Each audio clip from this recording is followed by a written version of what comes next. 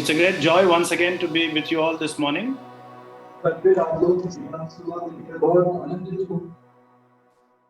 It's always good to be around God's word.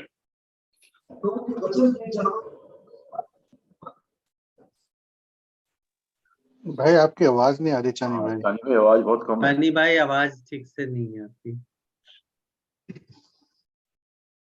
भाई अपने mobile से आप वो खोल लो माइक और उसे फिर हाइड कर दो। Am I audible now, bhai? Yes. Yes, brother. Better, sir. Better. Yeah. God has a divine plan and purpose for all of us.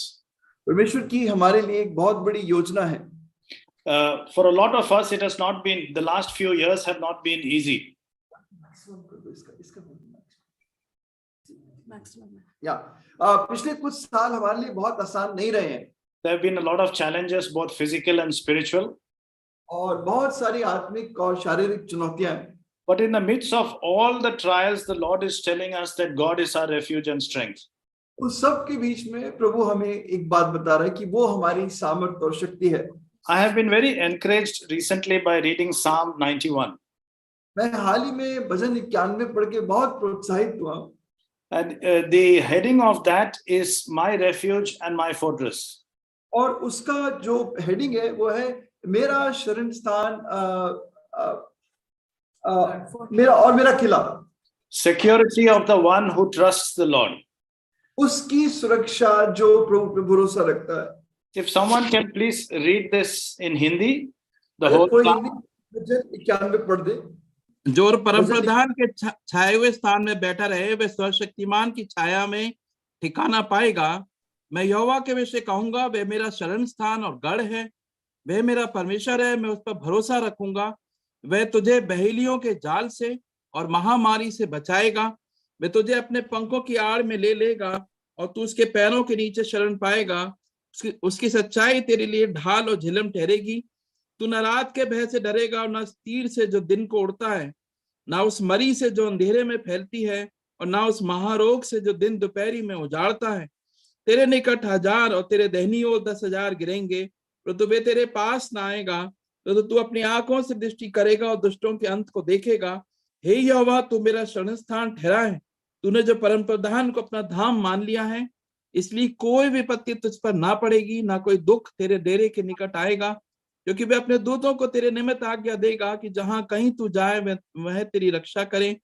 वे तुझको हाथों हाथ उठा लेंगे, ऐसा ना हो कि तेरे पांव में पत्थर से ठेस लगे। तू सिंह और नाग को कुचलेगा, तू जवान सिंह और अजगर को लताड़ेगा। उसने जो मुझसे स्नेह किया है, इसलिए मैं उसको छुड़ाऊंगा। मैं उसको ऊंचे स्थान पर रखूंगा और क्योंकि उसने मेरे नाम को जान लिया है। जब वह मुझको पुकारे तब मैं उसकी सुनूंगा। संकट में मैं उसके संग रहूंगा, मैं उसको बचाकर उसकी महिमा बढ़ाऊंगा। मैं उसको दीर्घायु से तृप्त करूंगा और अपने किए हुए उद्धार का दर्शन दिखाऊंगा। What a beautiful psalm this is. कितना सुंदर और अद्भुत भजन है। And sometimes I ask myself, when I have such great assurances in scripture, why am I still fearful?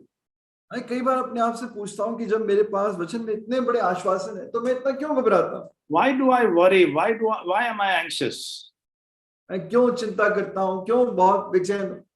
You know, the first 13 verses is about the Lord's protection.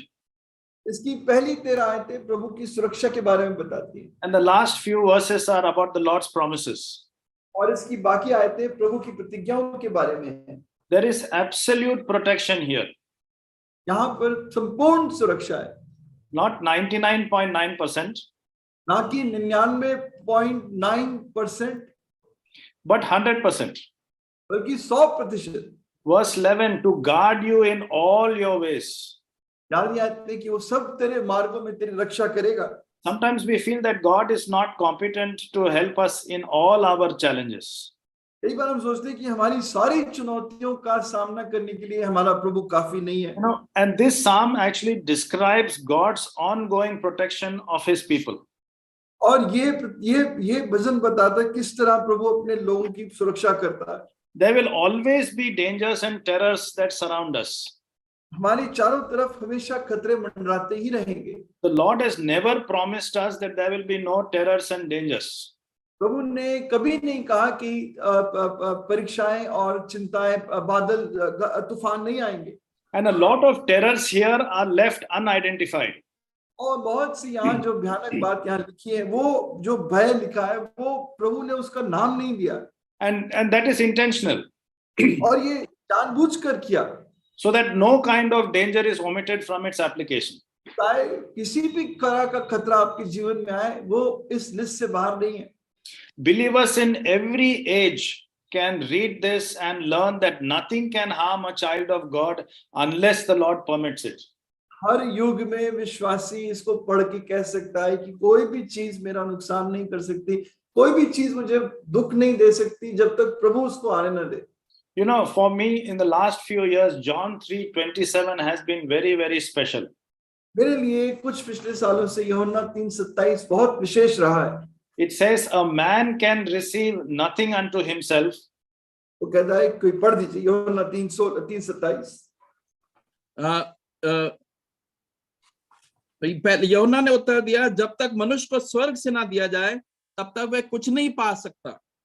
a man can receive nothing unto himself कोई व्यक्ति कुछ नहीं पा सकता unless it be given to him from above. जब तक उसे स्वर्ग से ना दिया जाए। Even a hair of your head will not fall unless the Lord Jesus allows it. आपके सिर का एक बाल भी नहीं गिर सकता अगर प्रभु उसको होने ना दे। You cannot lift your little finger without the help of God. आप अपनी छोटी उंगली, चिच्ची उंगली को भी बिना प्रभु की सहायता से उठा नहीं सकते। You cannot live the remaining day unless the Lord allows it. आप अगला दिन जी नहीं सकते जब तक प्रभु उसको होने ना दे। You cannot see the next morning unless the Lord allows it. आप अगली सुबह नहीं दे सकते जब तक प्रभु ना होने दे। God is sovereign. परमेश्वर सर्वशक्तिमान है। In some sense, this psalm also is a messianic psalm, that the whole thing will be finally fulfilled in the messianic kingdom of our Lord. और एक तरह से ये भजन एक मसीहा का भजन भी है कि हमारे मसीह में सारी बातों का अंत होगा। We may not always see this. हम इस बात को हमेशा देखें ना, We may not feel his presence. ना कि उसकी उपस्थिति का एहसास करें, We may sometimes forget it. और कई बार हम भूल भी जाएं। And sometimes we may even wonder, is the Lord really with us to help us? और कई बार ये भी हम सोचें कि क्या वास्तव में प्रभु मेरे साथ है मेरी सहायता करने के लिए। When our situations become very intense, और जब हमारी परिस्थितियां बहुत विपरीत हो जाएं, remember the poem of the footprints. आप उस कविता को याद करो जो पद चिन्हों वाली कविता है। A man was walking on the beach एक व्यक्ति समुद्र के किनारे चल रहा था, and he's having, this is a dream. ये एक सपना देख रहा है, And he sees two pairs of footsteps, and suddenly he sees only one pair of footprints. और वो वहां पर दो पद चिन्हों को देख रहा है, पर अचानक एक ही पद चिन्हों को देखता है। And he is upset with the Lord, and he's saying, Lord, when I was in such deep trouble, you have left me. There is only one set of footprints. और वो प्रभु से इस बात से बहुत नाराज है कि प्रभु जब मैं जरूरत में था तूने मुझे छोड़ दिया, यहाँ पर अब एक ही पैरों के निशान देखता हूँ। And the Lord is telling him, my son, that was the time when I carried you. और प्रभु कह रहा है उससे कि बेटा ये वो समय था जब मैं तुझे अपनी गोद में लिए चल रहा था। His protection is very real. उसकी सुरक्षा वास्तविक सुरक्षा है। He cannot forget us. He cannot ignore us. वो हमें कभी नहीं भूल सकता, कभी हमें नजरअंदाज नहीं कर सकता। His love is too great to leave us on our own. उसका प्रेम बहुत ज्यादा है, वो कभी आपको आपके हाल पे अकेला नहीं छोड़ेगा। God is not a man that he should lie. परमेश्वर कोई मनुष्य नहीं कि वो आपसे झूठ बोले। You know, when we were small, we used to sing this song, He knoweth, He careth, my burden He beareth. हम एक गीत गाते थे जब हम छोटे थे कि वो चिंता करता है, वो हमारे को अपने कंधों पे लिए चलता है। For if the Father's eye is on the sparrow, then surely He will care for me. अगर उस पिता की नजर एक चिड़िया पर है तो निश्चित मेरी चिंता तो करता ही करता। But there are certain prerequisites. लेकिन इसके साथ कुछ जुड़ी हुई शर्तें हैं। What is verse 1? He that dwelleth. पहली बात, वो जो पहली आयत भजन 91 की, जो रहता है। He that dwelleth. I want to stress on that word dwell. मैं इस बात पर आपका ध्यान ले जा रहा हूँ, वो जो उस शरण स्थान में रहता है। to take up permanent residence. जो एक परमानेंटली एकदम पक्का वहां पर रहने लगता है, To stay in his presence. जो उसकी उपस्थिति में रहता है, It is a permanent place of living. वो उसके रहने का एकदम पक्का स्थान है। We have to make the shelter of the Most High our permanent home. हमें अपने परमेश्वर का निवास स्थान अपना पक्का निवास स्थान बनाना चाहिए। You know, the word dwell is not coming in and going like a guest. अब ये जो शब्द है ड्वेल, यानी उसके अंदर रहना, इसका मतलब ये नहीं कि आ रहे हैं जा रहे हैं। It says, let the word of God dwell in you richly. कहता है परमेश्वर का वचन स्थायी रूप से तुम्हारे दिल में बना रहे। In Ephesians it says, let Christ dwell in your heart, इसलिए मैं कहता है मसीह तुम्हारे दिल में वास करे, not a visitor. ना कि वो आता जाता एक मेहमान है। You cannot be a visitor in the shelter of the Most High. आप परमेश्वर के घर में मेहमान नहीं हो सकते। Sometimes we wonder why these promises don't come and why they don't get fulfilled in our lives. सोचते हैं ये प्रतिज्ञा हमारे जीवन में, मेरे जीवन में, मेरे परिवार के जीवन में पूरी क्यों नहीं हो रही? Perhaps we are like guests in the shelter. शायद हम प्रभु के घर में मेहमान की तरह हैं। We are not serious. We are in and out. हम गंभीर नहीं है, हम आते हैं जाते हैं, Only when there is trouble, we go to the Lord. और जब समस्या आती है तभी प्रभु के पास जाते हैं। But the Lord is saying, I have to dwell in the shelter of the Most High. लेकिन प्रभु कह रहा है कि मुझे प्रभु के घर में वास करना है। Dwell in His word, dwell in prayer, dwell in the fellowship of this church. उसके वचन में, प्रार्थनाओं में, उसकी मंडली में वास करना है। I have to be in the fellowship of the gospel, giving the gospel to people. जिस सुसमाचार की संगति में वास करना है, लोग उस सुसमाचार देना है। We have to dwell in the secret place of the Most High.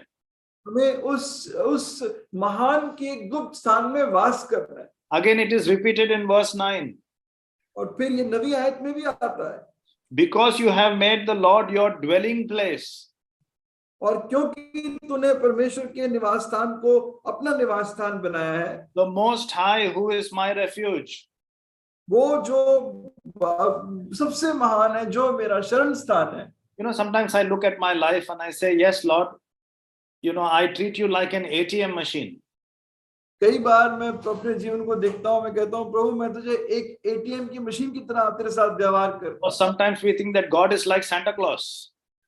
और कई बार हम सोचते हैं परमेश्वर जो वो क्रिसमस का सांता क्लॉज की तरह है। Once in a while I go there, I get money out of the machine, or Santa Claus gives some gift. That is not God. कभी कभार मैं चला जाता हूँ मशीन में, अपना एटीएम कार्ड डालता हूँ, या वो सांता क्लॉज मेरे लिए कोई गिफ्ट ला देता है, वो परमेश्वर नहीं है। I have to dwell. मुझे उससे वास करना है। I have to rest in the shadow of the Almighty. मुझे उस परम प्रधान की छाया में वास करना है। You know, shadows by definition are a place of protection and covering. परछाई अपने आप में एक सुरक्षा का स्थान है। They provide. आपने Sorry, brother. क्या, please continue. They provide relief from the direct heat of the sun.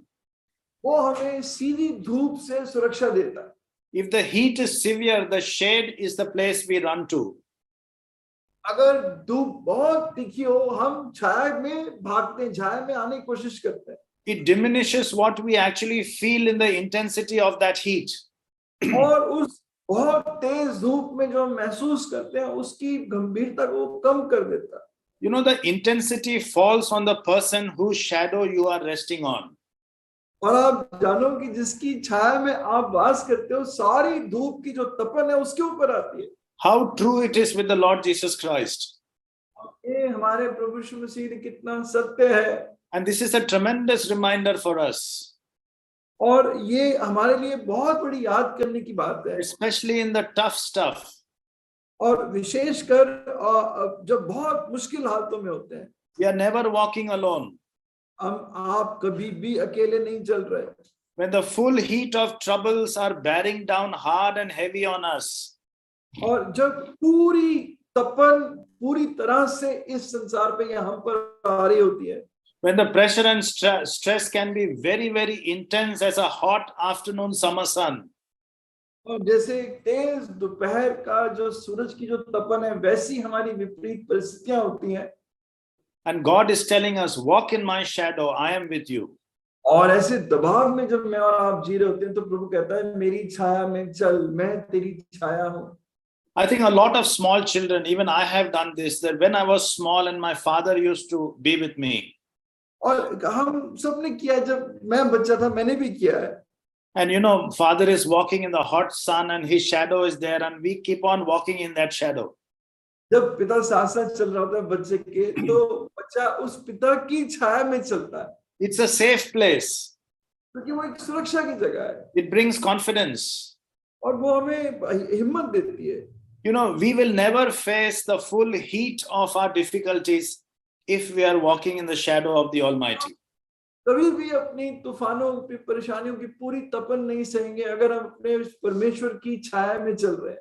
We will have those troubles, समस्या आएंगी जरूर, but the heat actually falls on the Almighty. पर वो जो तपन है वो हमारे प्रभु पे पड़ती है। But sometimes what happens, we feel that we can do it ourselves. लेकिन कई बार हम सोचता हूँ मैं खुद कर लूंगा, I will do it. मैं कर लूंगा, I will do it my way. मैं अपने तरीके से कर लूंगा। We forget that we are absolutely nothing. मैं भूल जाता हूँ कि मैं कुछ नहीं हूँ। We forget that in our strength, we have no strength at all. मैं सोचने लगता हूँ, हम सोचने लगते हैं हमारी ताकत में, हम आप जानो आपकी ताकत में आप कुछ नहीं हो। But if you are in the shadow of the Most High God, लेकिन अगर आप प्रभु की छाया में हो, the heat falls on God, सारी तपन उस पर आती है, not on you. आप पर नहीं। You know, what is the other two beautiful words in verse 1? और पहली आयत में दो और सुंदर शब्द क्या है? Most High God, परम प्रधान परमेश्वर, Almighty God. सामर्थी सर्वशक्तिमान परमेश्वर। What is the psalmist trying to tell you and me? और यहाँ भजन लिखने वाला मुझे और आपको क्या कह रहा है? He is saying that that person that whose shadow I am walking in is all powerful. वो कह रहा है कि वो व्यक्ति जिसकी छाया में मैं चल रहा हूँ वो सर्वशक्तिमान है। He is omnipotent. वो पूरी तरह सर्वशक्तिमान है। There is no power above his power. वो उसकी सामर्थ के ऊपर कोई और सामर्थ नहीं है, No terror by night. और कोई भय नहीं है, No, रात का भय नहीं, no arrow by day. और दिन का कोई तीर नहीं है, No pestilence that stalks in darkness. और कोई ऐसी महामारी नहीं है जो खत्म कर दे, No destruction. कोई नाश नहीं है, No plague, no evil कोई भी बुराई, कोई महामारी नहीं है, will come upon you unless the Lord allows it to come. और वो तभी कोई ऐसी समस्या आएगी कि जब प्रभु उसको आने देगा। But if he allows it to come, he will also make a way of escape because you are in his shadow. और अगर वो आने भी देता है तो वो निकलने का, निकास का रास्ता भी देगा, क्योंकि वो आपकी छाया है। He will give you strength so that his name will be glorified. वो आपको सामर्थ देगा ताकि उसके, आपके द्वारा उसके नाम की महिमा हो। He will never allow anything to crush you. वो किसी भी चीज को आपको कुचलने नहीं देगा। He will never allow you to go into despair. वो कभी भी आपको ऐसी निराशा में, दुख में जाने नहीं देगा। No power is above the almighty power of the Most High God. सर्वशक्तिमान परमेश्वर की सामर्थ से बड़ी सामर्थ किसी की नहीं। He is the one who can lift up your head. He is your glory. वही तो आपकी महिमा है, वही तो तेरे सिर को उठाकर खड़ा करता है। A bruised reed he will not break, a smoking flax he will not put out. एक कुचला हुआ सनकंडा वो नहीं तोड़ेगा, और एक धुआं देती बत्ती को नहीं बुझाए। That's the God that you are worshipping and I am worshipping. ये वो परमेश्वर है जिसकी मैं और आप प्रार्थना करते हैं। You don't even have to take vengeance on your enemies. आपको अपने शत्रु से बदला लेने की जरूरत नहीं है। He says the Lord will do it. तो वो कहता है कि मैं तेरा पलटा मैं लूंगा। He says only with your eyes will you see the reward of the wicked. तू अपनी आंखों से दुष्ट के इनाम को देखेगा। Some neighbor has offended you, some friend has offended you, politicians, employee has offended you. आपके किसी दोस्त ने, पड़ोसी ने, रिश्तेदार ने, किसी राजनीतिक ने, किसी ने आपके काम करने का आपको दुख पहुंचाया, You have been insulted. Justice has not been given. आपके साथ अपमान किया गया, आपके साथ बुरा किया गया, न्याय नहीं हुआ, We don't have to fight back आपको वापस लड़ने की जरूरत नहीं है, because the Lord will fight for you. क्योंकि प्रभु खुद आपके लिए लड़ेगा। This battle belongs to the Lord, not to you. और ये लड़ाई प्रभु की है, आपकी नहीं है। You know, there's a song that sometimes we sing in English, in heavenly armor we'll enter this land, the battle belongs to the Lord. एक गीत हम गाते हैं अंग्रेजी में कि स्वर्गीय ढाल प्रभु की है, ये युद्ध प्रभु का है। And it says here, with your eyes you will see the recompense of the wicked. और वो कहता है तो अपनी आंखों से दुष्ट के इनाम को देखेगा, You will see justice done तू देखेगा कि न्याय किया जा रहा है, because you have made this God your dwelling place. क्योंकि तूने इस परमेश्वर को अपना निवास स्थान बनाया है। But you know, in practice it is not like that, is it? लेकिन वास्तव के जीवन में ऐसा होता तो नहीं। We want to fight back. हम वापस लड़ना चाहते हैं, We want to have the last word. हम चाहते हैं कि आखिरी शब्द बोलूं उस लड़ाई में तो मैं बोलूं, We want to argue the case out. हम चाहते हैं कि मैं इस बहस में जीतूं, We want to give a piece of our mind. हम उस आदमी को दोबारा पलट के जवाब देना चाहते हैं, We want to show the other party how right I am and how smart I am. और हम दूसरी पार्टी को दिखाना चाहते हैं मैं कितना सही हूं और मैं कितना बुद्धिमान हूं और ताकतवर हूं।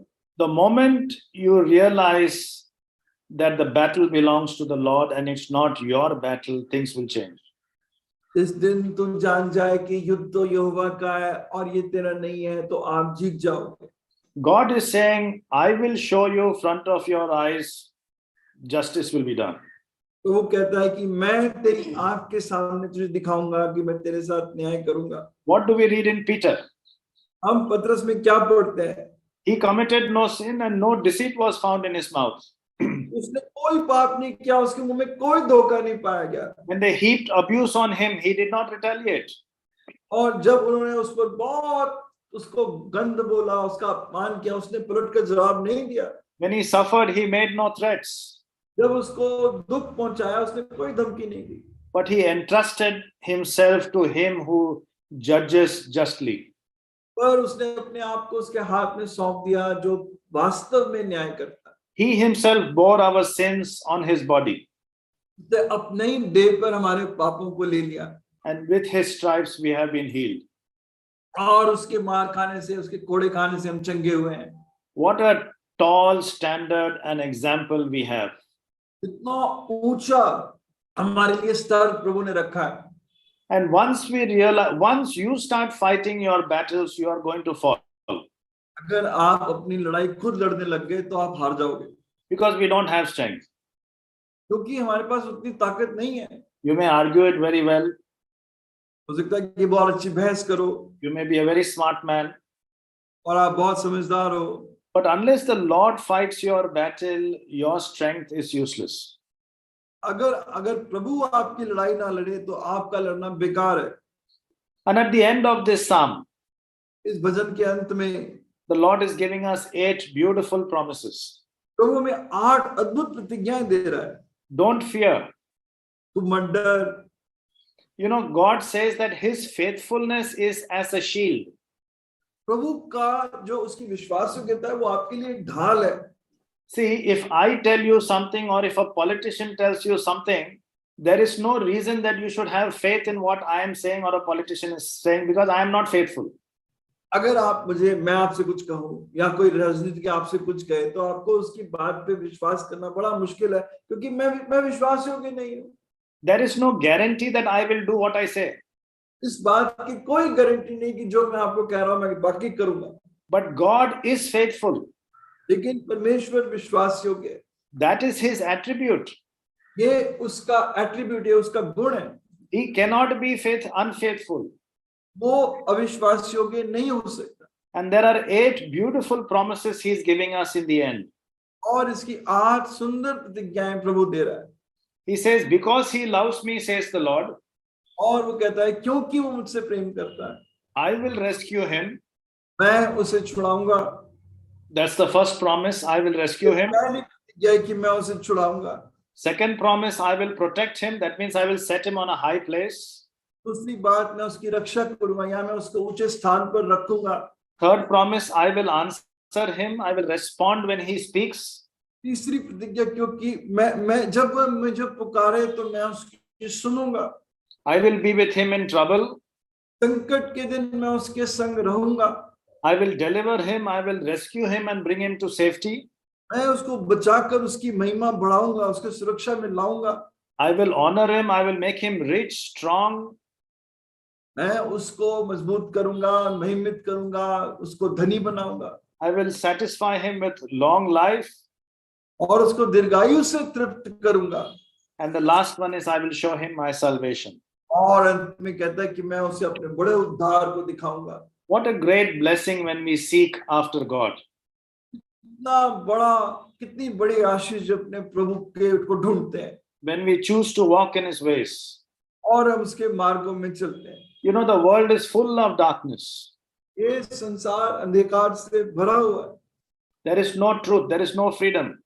और इसमें ना तो कोई आजादी है, ना कोई सत्य है, There is no hope in it. ना ही उसमें कोई आशा है। But in this world, God is with us, and that is our hope. लेकिन इस संसार में प्रभु हमारे साथ है, वो हमारी आशा है। God's reminders are very strong. They are very sure. They are very true. परमेश्वर की जो बातें में याद दिलाता है वो निश्चित है और सच्ची है। And he's telling us that through your wilderness journey on this earth, I am with you. और वो कह रहा है इस रेगिस्तानी यात्रा में इस पृथ्वी पर मैं तेरे साथ हूँ। You call me and I will answer you. तू मुझे पुकार और मैं तुझे उत्तर दूंगा। When you go through hard times, I'll be with you. जब तू विपरीत समय से निकले तो मैं तेरे संग संग रहूंगा। Don't ever doubt that God is with you. तू कभी इस बात पे शक मत करना क्या प्रभु मेरे साथ है कि नहीं, कभी शक मत। God will work all things for the good to them that love God. वो उनके लिए सब बातें मिलाकर भलाई पूर्ण करता है जो उस पे विश्वास रखते हैं। God's security is promised to believers in the midst of danger. प्रभु की सुरक्षा विश्वासी को उस समय दी गई जब वो बहुत खतरे में होते हैं। You know, if I was with you in person, I would have asked you a question. What is fear? अगर मैं आपके साथ व्यक्तिगत रूप से होता तो मैं आपसे सवाल पूछता, डर क्या है? You know, we are all fearful of certain things. हम कहीं ना कहीं किसी न किसी बात से डरते हैं। What is fear? डर है क्या? And someone has beautifully said, fear is the faith in a wrong thing. और डर किसी ने जवाब दिया है कि डर है गलत चीजों पे विश्वास करना, डर है। We often think, now, what if that happens? हम सोचते हैं अगर ये हो गया तो क्या होगा? In 90% of the what ifs don't happen in our life.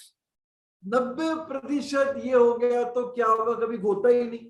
And that's why a great man of God said, wisdom shall keep them from being afraid without cause.